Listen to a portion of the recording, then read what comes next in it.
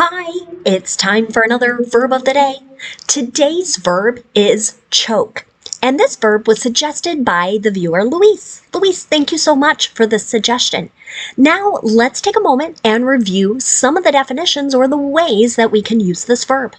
The first way you may encounter the verb choke means to have a severe difficulty in breathing because of either a constricted, so unfortunately, right, we might think of someone pressing on one's neck to constrict or narrow the ability to breathe, right? Or to have something obstructed in one's throat, causing that lack of air. Okay, so with this first definition, several different meanings could apply. Again, someone might be causing this difficulty of breathing because the airway has become constricted, or an object could be blocking your ability to breathe and causing that lack of air. Now, a second way you might encounter choke can mean to prevent a plant from growing by depriving it of light, air, or nourishment. Sometimes you'll hear things about a certain weed or a kind of stronger, bigger plant growing in a way that prevents another plant from being able to thrive. So we might say that weed is choking the other plant. A third way to use the verb choke means to prevent or inhibit the occurrence or development of someone or something. So we might kind of think of sort of stopping, limiting some kind of progress or improvement or development. A fourth way to use the verb choke means to fill a space so as to make movement difficult or impossible. Sometimes in large cities, you might hear of the interstate or the freeway being choked with traffic, right? There are so many cars and trucks on the road. They're not moving. It's making it very difficult to move. A fifth way to use the verb choke means to make someone speechless with a strong feeling or emotion, right? It's kind of so moved in a particular way that they're unable to speak. For now, you should know that choke is a regular verb. If you want to make the progressive form of the verb, we're going to drop the E because we have a vowel consonant E pattern. That will form choking. So we drop the E and then add the ing. Our past tense and participle form of the verb can be made by just adding the letter D, since this verb already ends in an E. Our base verb, choke, ends in an unvoiced sound. Our K or K sound is unvoiced. This means the ED ending is going to make a T sound, and we're not going to add an extra syllable as we say it. So the past tense and the participle form of our verb should sound like this: choked, choked. Now, there are actually a number of phrasal verbs with choke, so we're going to focus our practice on those today, and I'll try and review some verb tenses as we go along. The first phrasal verb you may encounter is to choke back. This can mean to try to keep from expelling something. So one way you hear it kind of connects to that last or fifth definition I mentioned a moment ago. She choked back tears as she learned her position was being eliminated. Okay, so here someone's trying really hard not to cry. They're probably not going to be able to speak very well because they're trying to control that emotion. She choked back tears would be an example of a simple past tense sentence. Another phrasal verb you may encounter is to choke down. This can mean to swallow something with difficulty, either because it tastes really bad or it's just very difficult to consume, to chew, eat, and swallow. So, an example of that: I can't choke down any additional baked goods he brings in because they're awful. Okay? Here, this sentence is using the modal can, or in negative here, so can't. And someone's maybe talking about their ability, right? I am not able to try and eat any more of these things. Maybe it's a coworker that's bringing in things that just no good. Another phrasal verb you may encounter is to choke off. This can mean to stop or prevent something from flowing normally. And that could include one's breath. So, an example of this.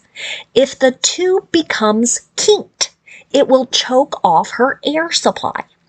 This is something nurses and nurse aides have to watch for with their patients, right? So again, kind of kinked here is like the tube is becoming kind of twisted. There's a bend in it, and it's stopping the airflow through it. Okay, so that it will choke off her air supply is an example of the simple future. Another phrasal verb is to choke on. This can mean to choke due to a particular object that has been lodged in one's throat or their windpipe. So, an example of this might be, do not leave those small items on the floor. The baby could choke on them.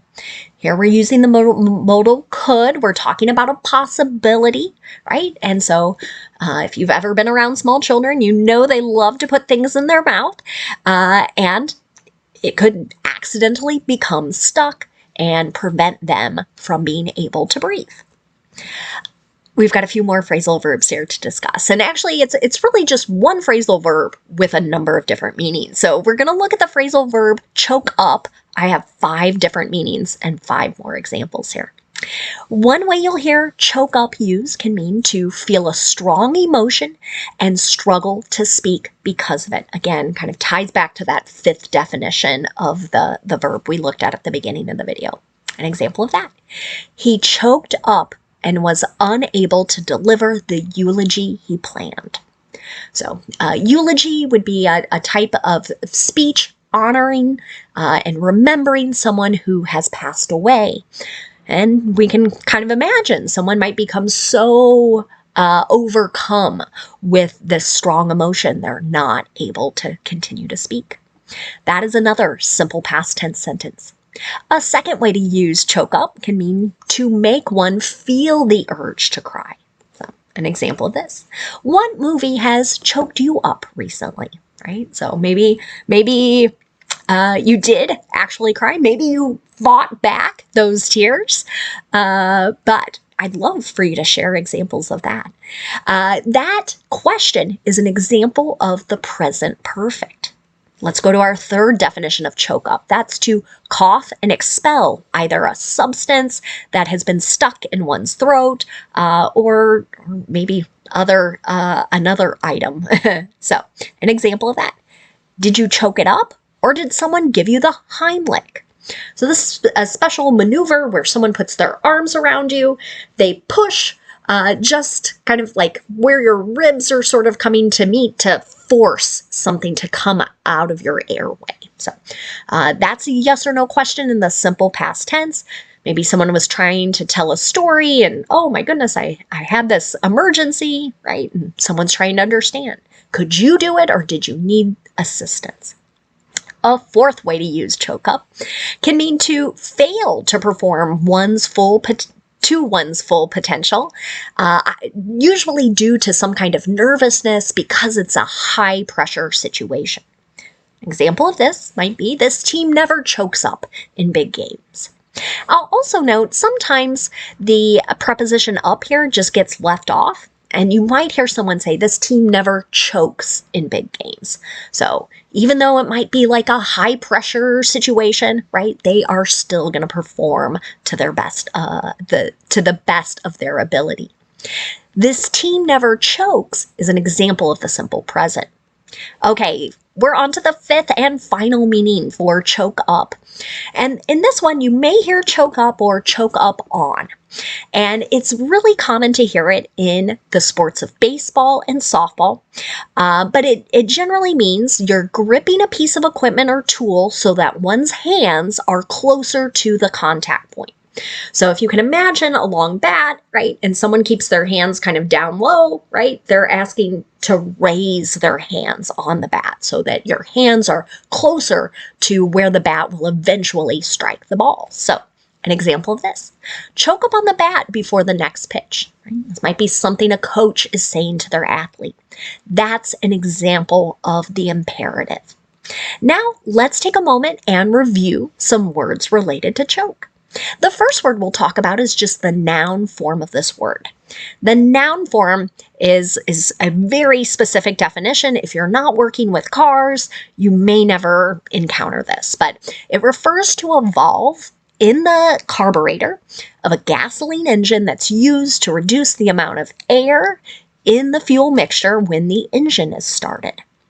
So, this is not a noun I use regularly. I'm not knowledgeable about fixing cars in the least, but you can see still how that definition connects back to earlier definitions of our verb, where we were talking about stopping the airflow. So I looked for on some different car sites, people making comments. So somebody had written this sentence: my classic car's automatic choke is blowing fuses repeatedly, right? This person was seeking advice on what to do or how to handle this situation. The last word we'll talk about today is another noun. It's choker.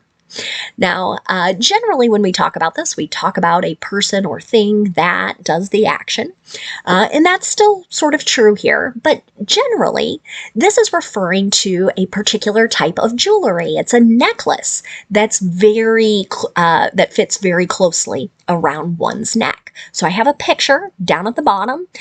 You can see kind of this black necklace that's very tight against the neck, and depending on your age, maybe you knew this, maybe you lived through this, or maybe you owned some, but chokers were a popular fashion accessory in the 1990s, especially where I lived. I was a teen during some of that time, and so I certainly had a few to be cool. Now, a second way you'll hear choker used can refer to a person who fails to do something. Again, kind of back to that second to last definition of choke up. So failing to perform due to nervousness under pressure.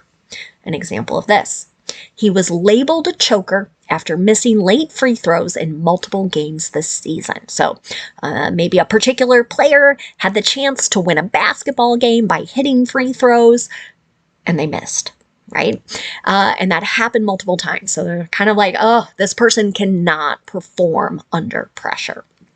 So again, a special thanks to Luis for suggesting today's verb. I thank you all for watching. Have a great day.